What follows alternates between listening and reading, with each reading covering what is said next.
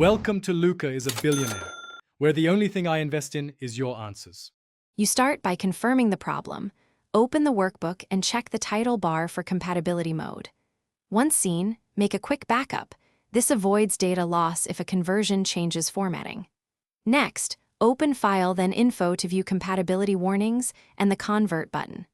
Pressing Convert updates the file to the current Excel format so newer features work properly. This first step resolves many issues because compatibility mode limits functions to older file standards, so converting removes that limitation while preserving most content. After you convert, take time to review the workbook. Formulas, conditional formatting, and data validation often behave differently. Scroll sheet by sheet and use Find Ctrl+F to locate old features like legacy chart types or shared workbook settings. If a function returns errors, replace it with a modern equivalent. For example, swap legacy array approaches for dynamic arrays where available. Make sure macros run by enabling content and checking the VBA editor for deprecated calls.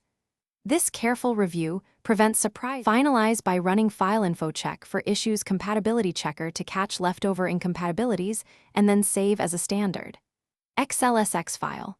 Once done, test critical sheets and macros to ensure behavior matches expectations. If something breaks, revert to your backup and implement fixes on a copy so you don't lose the working version.